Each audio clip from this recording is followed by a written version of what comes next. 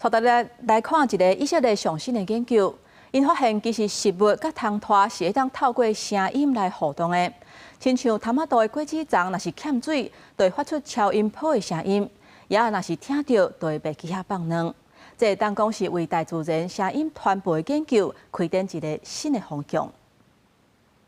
咱看花草树啊，点点菜遐，敢若拢无伫咧出声。不过，以色列特拉维夫大学因的研究发现，食物若连续2天无水，会发出密集的高频噪音。怎么个发现这个声音会影响虫是毋是要伫咧遮生卵 ？One of the most important decisions this female is going to have in its life is whether to lay its eggs on a stress plant or on an irrigated plant. This is exactly what we asked the moths to do. 特拉维夫大学的研究发现，食物伫咧欠水，抑个互人煎煮的时阵，会发出人的耳孔听袂到的超高频声音。研究人员甲2只母的鸭放入去有2丛健康的头仔肚食煮的环境内面，其中1丛边仔有喇叭放食物打击了录的声音，另外1丛无放。实验结果互研究人员真意外。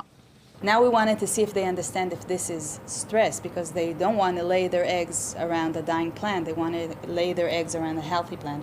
They prefer to lay their eggs around this silent plant, meaning that they understand that this is a healthier plant than this stress-producing plant. 也正讲，包括食草的动物、授粉的生物、以草食动物为主食的肉食动物，拢可能会接受到食物所发出的声音资讯。所以，因会扩大研究范围，更加深入了解食物的声音对动物的影响。公司新闻张淑芬编译。